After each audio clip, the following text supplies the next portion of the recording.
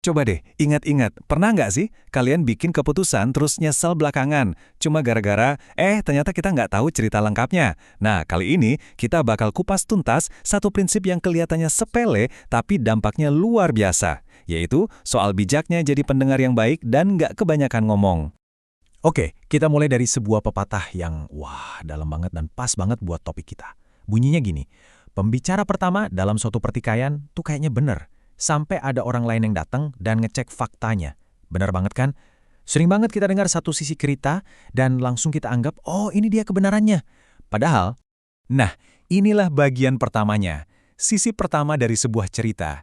Kenapa sih cerita pertama itu punya magnet yang kuat banget? Ya karena emang gitu alaminya kita. Kita tuh gampang banget percaya sama versi kejadian yang pertama kali masuk ke telinga kita, kadang-kadang tanpa kita sadari sama sekali. Soalnya, perspektif pertama itu rasanya pas banget, kayak nemuin potongan puzzle terakhir yang bikin gambarnya utuh. Jadi kita mikir, udah selesai, nggak perlu cari-cari lagi. Gambarnya udah jelas, udah masuk akal. Padahal, sebenarnya kita tuh baru ngintip dari lubang kunci doang, belum lihat keseluruhan ruangannya. Oke, sekarang kita masuk ke bagian kedua. Kenapa kebiasaan ini bahaya banget? Ini bukan sekedar, salah dikit, tapi ini beneran jebakan. Jebakan penghakiman yang terlalu cepat. Dan dampaknya, bisa gede banget. Coba deh kita pikirin bareng-bareng. Emang sebahaya apa sih? Apa ruginya kalau kita langsung ambil kesimpulan, padahal infonya baru setengah? Bayangin di kerjaan, di hubungan sama pasangan atau teman, atau bahkan pas kita baca berita online. Gawat kan? Nah, ini dia jawabannya. Akibatnya, kita jadi bikin kesalahan-kesalahan fatal yang sebenarnya gampang banget buat dihindari. Kita bikin keputusan yang salah cuma karena kita nggak sabaran. Nggak sabar buat dengerin sisi cerita yang lain.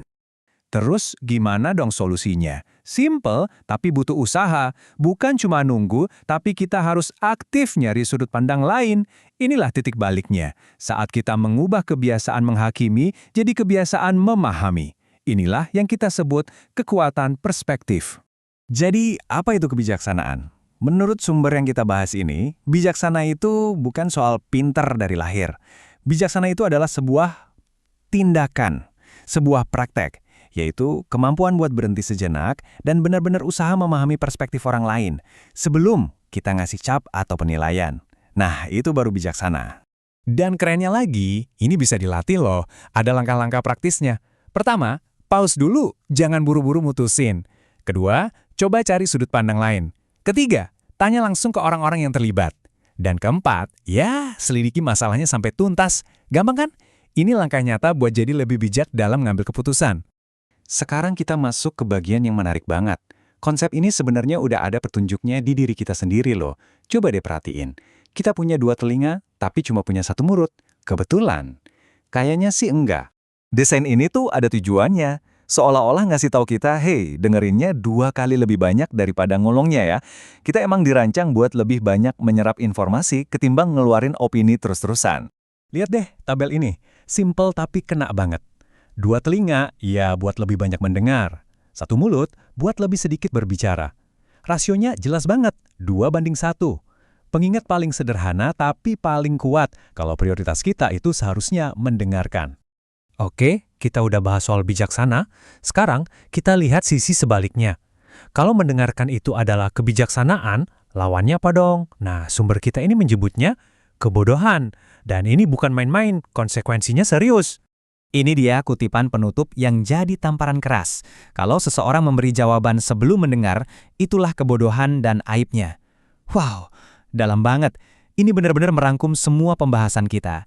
Jawab sebelum dengar, itu bukan cuma salah gongong, tapi itu tanda kebodohan.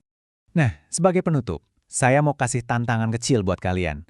Coba pikirin deh, dalam seminggu ke depan, di situasi apa kalian bisa lebih banyak mendengar? Mungkin pas lagi rapat di kantor? Atau pas lagi ngobrol sama pasangan, atau waktu temen lagi curhat.